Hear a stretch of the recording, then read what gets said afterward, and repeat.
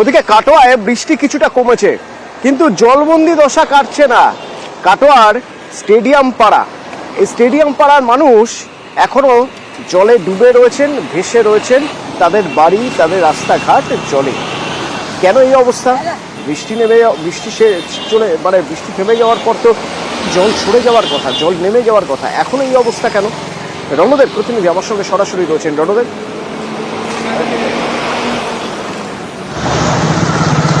দেখো অতনু, যে বৃষ্টি এখানে ছাড়লেও দুর্ভোগ পিছু ছাড়েনি কাটোয়া 20 নম্বর ওয়ার্ডের যে স্টেডিয়াম পাড়া এলাকার বাসিন্দাদের।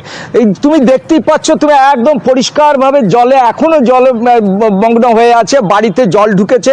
এবং এখানে যে পরিস্থিতি তৈরি হচ্ছে তার মূল কারণ হচ্ছে নিকাশি নালা সঠিক নয়, এইটাই দাবি করছে এখানকার বাসিন্দাদের অভিযোগ যে দীর্ঘদিন এখানে কিন্তু জল জমতো না, তারপরে বেশ কয়েক বছর ধরে দেখা যাচ্ছে নিকাশি নালা ঠিক মতো হয়নি বলে এখানে অল্প বৃষ্টিতেই জল জমে এবং বেশি বৃষ্টি হলে সেই জল নামতে কিন্তু অনেক সময় নেয়। পুরসভাকে বলেও কোনো ফল হয়নি। এদিকে পুরসভার পক্ষ থেকে দাবি করা হচ্ছে যে পরিকল্পনাহীনভাবে যে নয়নজুলির পাশে যেসব নির্মাণ তৈরি হচ্ছে, সেই নির্মাণের ফলে 20 নম্বর ওয়ার্ডের যে জল যেদিকে নিকাশি করা হতো সেই নিকাশি নালা কিন্তু সে পর্যাপ্ত পরিমাণের জায়গা নেই। জায়গা না থাকার ফলে সেই নিকাশি নালা বন্ধ হয়ে গেছে।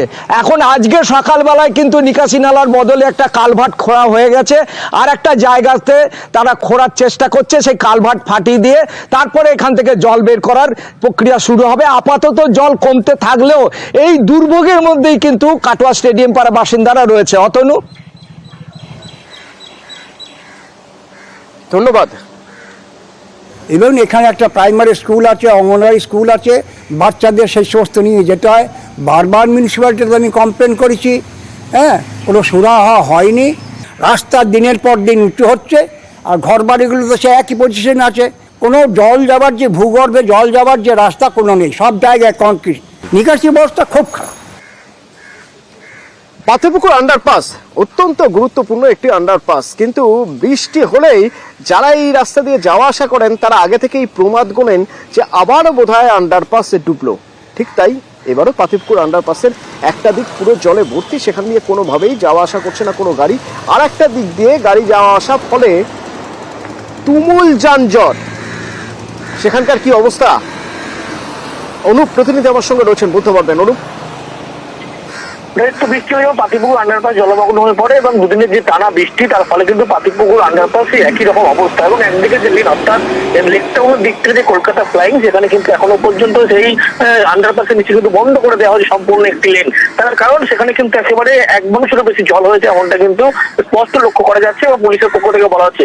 সেই কারণে শুধুমাত্র একটি লেন দিয়ে দুদিকে গাড়ি চলাচল করছে, যার ফলে কিন্তু একেবারে তীব্র যানজট। লেক টাউন যশোর রোড, অন্যদিকে লেক টাউন থেকে সোজা যে কলকাতার দিকে যাওয়ার রাস্তা, সেই রাস্তাও কিন্তু তীব্র যানজট হয়েছে। পুলিশের পক্ষ থেকে যান নিয়ন্ত্রণ করা হচ্ছে এবং এই জল কখন নামবে এখনো পর্যন্ত স্পষ্ট কিন্তু কোনোভাবেই পৌরসভার পক্ষ থেকে বলা সম্ভব হচ্ছে না, যার ফলে কিন্তু পাতিপুকুর আন্ডারপাস জলমগ্ন এবং যার জেরে যশোর কিন্তু তীব্র যানজট। এই জল কখন নামবে তা এখনই বলা সম্ভব নয়। বৃষ্টি কিছুটা হয়তো ধরেছে, কিন্তু এই জল নামতে যথেষ্ট সময় লাগবে। অন্তত গত কয়েকবার যে ছবি আমরা দেখেছি বা যে অভিজ্ঞতার সম্মুখীন আমরা হয়েছি, এবারও সেই একই অভিজ্ঞতা বলছে যে জল নামতে সময় লাগবে।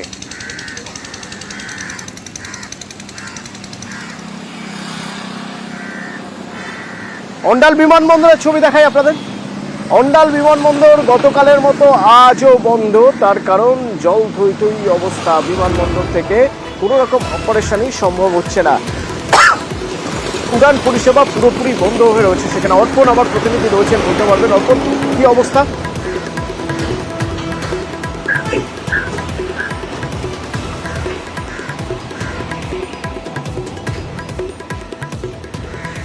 অর্পণ, শোনা যাচ্ছে আমার কথা? এখন অন্ডাল বিমানবন্দরে দেখো, অন্ডাল যে বিমানবন্দর আজও কিন্তু একইভাবে কিন্তু এই উড়ান পরিষেবা বন্ধ রাখে এয়ারপোর্ট কর্তৃপক্ষ। কারণ এয়ারপোর্ট চত্বরে কিন্তু দেখা যাচ্ছে শনিবার জলমগ্ন হয়ে পড়ার কারণে কিন্তু এলাকায় নোংরা জমতে থাকে এবং গোটা এয়ারপোর্ট চত্বর জুড়ে কিন্তু সাফাই অভিযান চলছে এবং বেশ কয়েকটি বাতিল করা হয়েছে উড়ান। এবং আজ যে সমস্ত উড়ান ছিল সেগুলিও মূলত এয়ারপোর্ট কর্তৃপক্ষ তারা বাতিল রেখেছে, কারণ সাফাইয়ের কাজ চলছে এয়ারপোর্ট চত্বর এবং রানওয়েতেও সাফাইয়ের কাজ চলছে। সেই কারণেই মূলত উড়ান বাতিল রাখা হয়।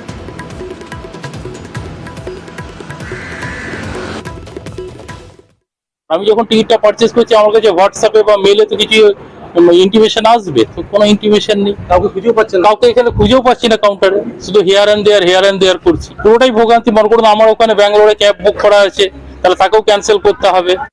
আমাদের রাজ্যের কৃষি মানচিত্রের অন্যতম গুরুত্বপূর্ণ একটি জায়গা হলো হরিপাল। তো ডিভিসি যেহেতু জল ছেড়েছে, ডিভিসি ছাড়া জলে এই হরিপালের 2000 হেক্টর জমি জলের তলায়। কি অবস্থা ভাবুন একবার। রানা প্রতিনিধি আমার সঙ্গে রয়েছে। রানা, কেন এই অবস্থা? জল যদি জমে সেই জল বার করার ব্যবস্থাও তো রয়েছে, জল নিকাশির ব্যবস্থাও তো রয়েছে, তাহলে কি সেটা অকেজো হয়ে গেছে?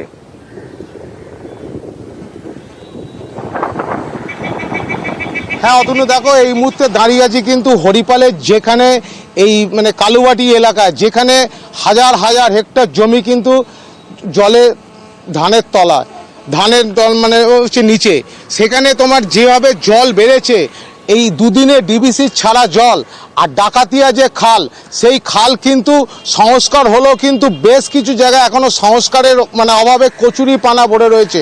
ফলে নিকাশি ব্যবস্থা না থাকার জন্য যে ডাকাতিয়া খাল দিয়ে জল চলে যায় হাওড়া হয়ে উদয়নারায়ণপুর হয়ে গঙ্গায় পড়ে, সেই ডাকাতিয়া খাল সংস্কার হয়নি, 1 নম্বর। 2 নম্বর, সেই ডাকাতিয়া খালের জল উঠছে কিন্তু এই মাঠগুলোকে পুরো ডুবিয়ে দিয়েছে। ফলে বুঝতেই পারছো এদের বছরে একটাই কিন্তু অর্থকরী ফসল, এই ধান চাষ করেই এরা জীবিকা নির্বাহ করে। ফলে 1 বিঘা জমিতে ধান চাষ করতে 6000 টাকা খরচা হয়েছে, সেই টাকা এখন জলের তলায় রয়েছে। চাষিদের অভিযোগ যে এত কিছু হওয়ার পরেও আমরা যে অবস্থায় রয়েছি, প্রশাসনের থেকে কেউ কিন্তু এখনও কোনো জিজ্ঞাসাবাদ করেনি বা তারা দেখতেও আসেনি। ফলে বুঝতেই পারছো এই যে এত হাজার হাজার যে কৃষক, তারা যে ঋণ নিয়ে তারা ধান চাষ করেছে, তারা সেই ধান চাষ কিন্তু আর সেখান থেকে আর ফসল ঘরে তুলতে পারবে না। অতনু, এখানে 4টে গ্রাম পুরো ডুবে গেছে, কনকপুর, কৃষ্ণবল্লবাটি, কালুবাটি, তারপর কামরাজপুর, 4টে গ্রামে একদম জলের তলায় হয়ে যাচ্ছে। চাষের জমি একদম ডুবে গেছে, সব রোয়া হয়ে গেছিল, তাতেও আমরা পুরো একদম সর্বশান্ত হয়ে গেছি। আকাশের জল হয়েছিল, আবার ডিবিসির জল 4 দিন আগে ছিঁচে রোয়া মাঠে, আর ডিবিসির জলে এই প্লাবন হয়ে গেল। খাল তো সংস্কার করেছে, সংস্কার নিচে সংস্কার নেই তো, ধনপুতার পর থেকে ওখান থেকে বুঝে গেছে খাল, জল ক্লিয়ার হচ্ছে না, একদিনের জলই ডুবে যাচ্ছে। ধন টনলে দিনা করে চাষ করা হয়েছে, সব কে করে সুদা হবে, পরিস্থিতি খুবই খারাপ। ওদিকে বীরভূমে কুয়ে নদীতে জলস্তর বেড়েছে, যার জন্য লাভপুরের বিস্তীর্ণ এলাকা জলমগ্ন।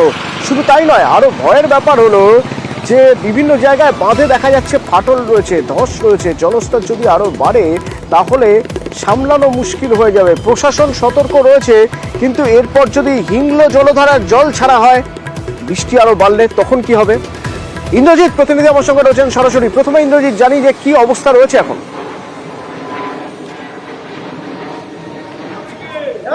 দেখো, ইতিমধ্যেই লাভপুরটা যেমন ভাসমান হতে শুরু করেছে, ইতিমধ্যেই লাভপুরের থিবা অঞ্চলের বেশ কিছু গ্রাম ইতিমধ্যেই কিন্তু জলের তলায় চলে গেছে। শুধুমাত্র কোপাই নদীর জল বাড়াতেই কিন্তু এহেন কাণ্ড ঘটেছে।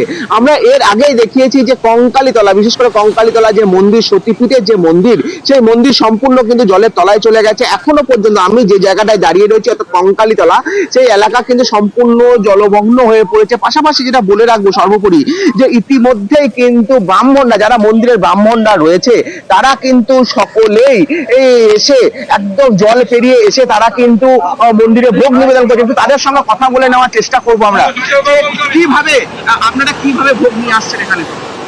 ভোগ নিয়ে যেভাবে ভোগের নিয়ম, সেই নিয়মেই আমাদের পুরোহিতরা আছেন, সেবায়িতরা আছেন, সেইভাবেই সকলে মিলে আসা এবং তারা নিয়ম নীতি মেনে মায়ের ভোগ নিবেদন করবে।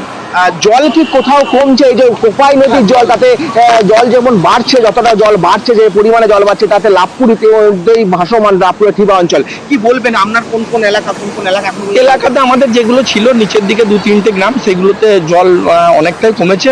গ্রামগুলোতে সেরকম অসুবিধা নেই, তবে কঙ্কালীতলা মন্দির চত্বর এই জায়গাটা যেহেতু কোপাই নদীর পাশে এবং একটু নিচু এলাকা, এই জায়গায় জলের একটু চাপ আছে। কালকের থেকে জল অনেক কমেছে, আমরা আশা করছি রাত্রের মধ্যে জল ক্লিয়ার হয়ে যাবে। এবং স্বাভাবিক জায়গায় কঙ্কালী তলা ফিরে আসবে। দেখো একদমই শুনতে পেলে যে যে সমস্ত এলাকাবাসীরা রয়েছে, তারা মন্দির কমিটির লোকজন রয়েছে, তারা কিন্তু এসে যেমনটা পুজো দিচ্ছেন, জল পেরিয়ে এসে শুধুমাত্র নিত্য সেবা করা হচ্ছে। পাশাপাশি তিনিও যেমনটা জানালেন, যেভাবে পুরো এলাকা অর্থাৎ শুধুমাত্র লাভপুরে থিবা অঞ্চল নয়, এই কোপাই নদী যে দিক দিয়ে গেছে সেই সমস্ত দিকে যে সমস্ত নিচু এলাকা, সেই সমস্ত এলাকা কিন্তু ইতিমধ্যেই ভাসমান হতে শুরু হয়েছে এবং যতটা পরিমাণে জল বাড়ছে তাতে কিন্তু আবারও বন্যা পরিস্থিতির শিকার হতে পারে। পাশাপাশি বৃষ্টির একটা ভয় কিন্তু করা হচ্ছে, যদি আবারও গত 2 রাতের মতো বৃষ্টি হয় সেক্ষেত্রে কিন্তু আবারও জল বাড়তে পারে, এমনটাই আশঙ্কা করছে এলাকাবাসী, সাধারণ মানুষ। অতনু,